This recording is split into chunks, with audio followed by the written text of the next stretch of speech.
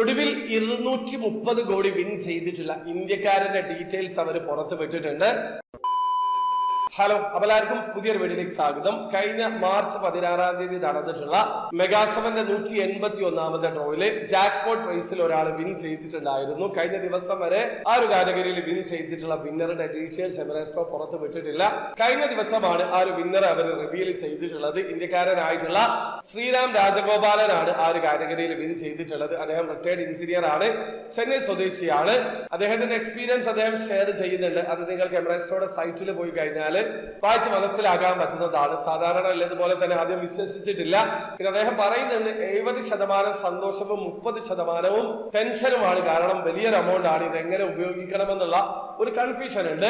ആ കാര്യങ്ങളൊക്കെ അദ്ദേഹം എക്സ്പ്ലെയിൻ ചെയ്യുന്നുണ്ട്. ഏതായാലും മെഗാസെവന്റെ ജാക്ക്പോട്ട് പ്രൈസ് ആയിട്ടുള്ള 100 മില്യൺ ദിർഹം കാറ്റഗറിയിൽ വിൻ ചെയ്തിട്ടുള്ള ആള് ഇന്ത്യക്കാരനാണ്.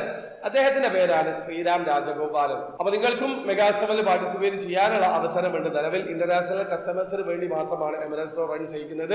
അപ്പൊ നിങ്ങൾക്ക് എങ്ങനെയാണ് പാർട്ടിസിപ്പേറ്റ് ചെയ്യാന്ന് അറിയണം താല്പര്യമുള്ള ആൾക്കാരാണെങ്കിൽ അതിനെ കുറിച്ച് ഡീറ്റെയിൽ ആയിട്ടുള്ള വീഡിയോ ഞാൻ ചെയ്തിട്ടുണ്ട്.